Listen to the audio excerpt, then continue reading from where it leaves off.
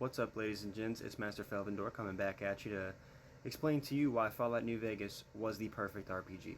Now, let's not get mistaken. Most games cannot live up to this game's name, and it's not because it had just the most fantastic crew behind it or because, they had so long to make it. This game was made in 18 months. This game had less than 2 years to be developed, and it still ended up being one of the best games I've ever played my entire life.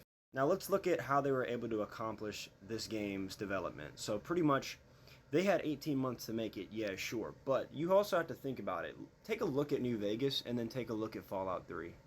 How different are the actual graphics and mechanics of those games?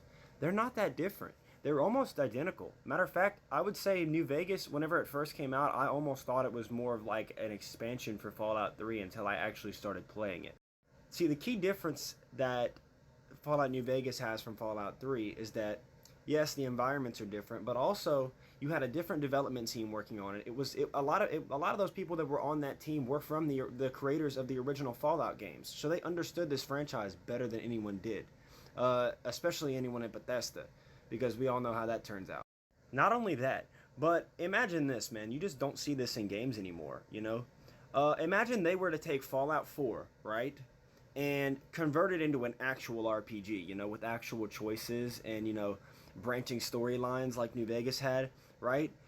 They could take that game, not change any of the graphics, make it way better as far as the storyline went, take 2 years to do it, and I would still be just as satisfied seeing a Fallout 5 like that.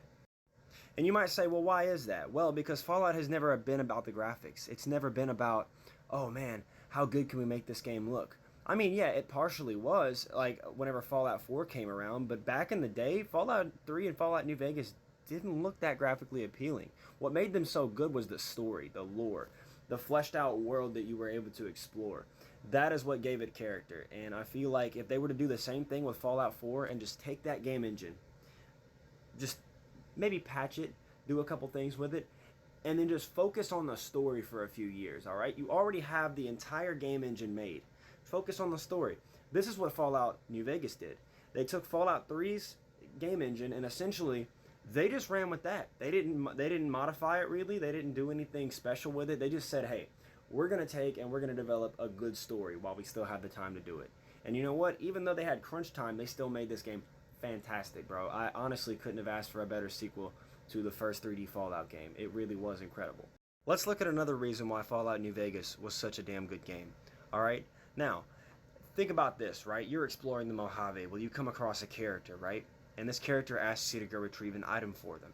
But on the way to retrieve that item, you run into an enemy faction, right? And this faction wants to kill you, but they give you a choice. You can either join up with them, and you can go against the very same guy that just sent you on this quest to go retrieve this item, or you can choose to kill all of them. And then you're permanently blocked off from that faction's stuff. But as you continue on this quest, or as you journey on this new quest, you run into even more quests. You see the point here?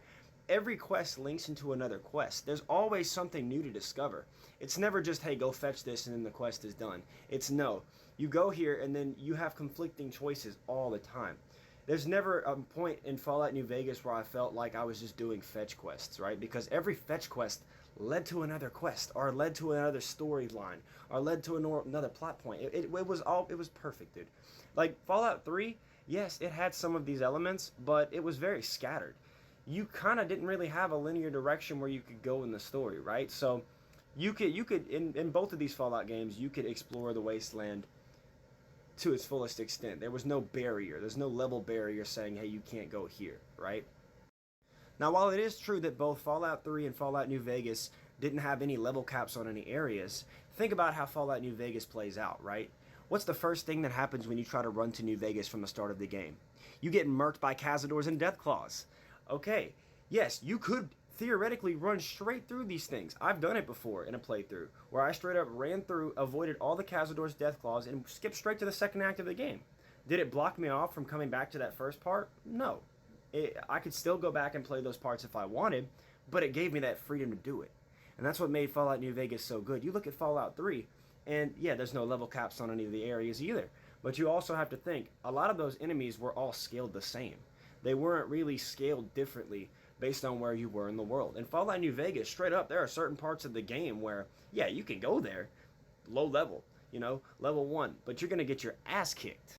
And this to me is where Fallout New Vegas shines the most, because on one hand, yes, you can straight up do anything you want in this wasteland, but it makes the game more challenging depending on how you decide to play. Every choice has a consequence, and there are hundreds of choices in this game, you know? I could choose to straight up almost beat the game within the first 10 hours of me playing, or I could spend 100 hours scaling my character to each different section of this map and have a significantly easier but a significantly longer playthrough.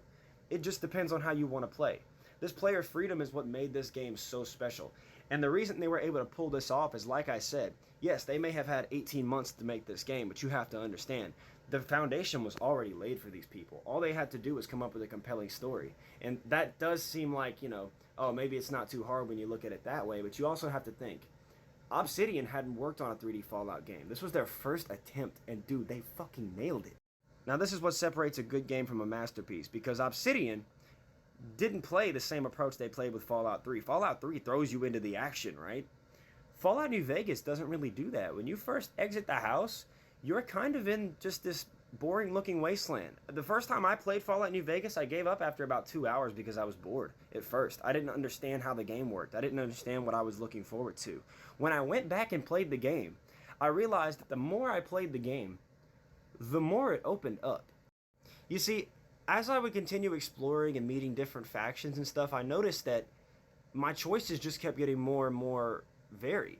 It didn't close off my choices. There was no clear conclusion to any situation. It's almost like the game didn't want me to finish a mission. And I don't mean that in a weird way or in a bad way. I mean that as a very good thing. Because the reason I pay $60 for a game, or $30 for a game, or even $15 for a game, is to get the maximum amount of time that I can out of it. And New Vegas pads your time out so well, dude. From the leveling system to the way you're able to distribute perks, this game keeps you occupied in so many different ways. If you just want to play this game as a shooter, you can play this game as a shooter.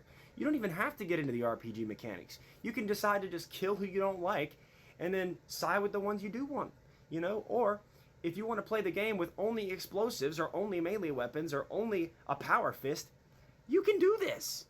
Fallout 3 pretty much put you in the center of a wasteland and told you, hey, become God. Fallout New Vegas says, no. We're not holding your hand for this one. You're going to have to earn that godhood. And then, even then, there are some speech checks in this game that, yeah, you could have a max speech skill. But speech is not the only thing you need to pass speech checks. No. There's sneak checks. There's a dynamite check right at the start of the game where if you don't have a high enough skill in dynamite, you can't access one of those features. And I'm not going to spoil it, but we all know the NPC I'm talking about. I will say that Fallout New Vegas is one of those few games that you just cannot completely enjoy with one playthrough. And I didn't think this at first. I thought when I first beat the game, wow, that was it. I've seen the story. No. There are so many ways you can play this game and beat this game. It's unreal, dude. That's why this game is a masterpiece, because there's just so much freedom of choice. And there's so many different outcomes for this story that it just feels like they took that 18 months and turned it into infinity. They just stretched that out to the max. I don't see how they did this. Even when they already had the foundation for a game laid, a story this good is just something you don't come by very often. And last but not least, we can't talk about Fallout without talking about the soundtrack. And of course, it's another banger. Every Fallout game to me, even Fallout 76, had a banger soundtrack. But this one in particular. When I tell you, blasting limbs off of raiders to the tune of Marty Robbins' Big Iron is just... I can't ask for anything better, honestly, dude. It's just so entertaining. I never get bored of it. Big Iron, Big Iron. But anyways, guys, I'm done glazing this game. I just wanted to show you why this game was such a masterpiece and why you should be playing this game, even in 2024. If you've never played this game, do yourself a favor. Play it at least once. It's like $10 on the Xbox 360 if you've still got one. And if you've got a PC, it's probably the same price on there. Just get the game, try it once. Even if you're not a fan of RPGs or shooters, you will fucking love this game. If you like this video, please be sure to give me a like, follow me. I'm trying to reach 1,000 followers so I can go ahead and start doing TikTok lives, doing live streams of games and stuff like that. I'll even play Fallout just for you guys because I love this series so damn much. Appreciate you guys, love you guys, and I'll see you guys in the next review.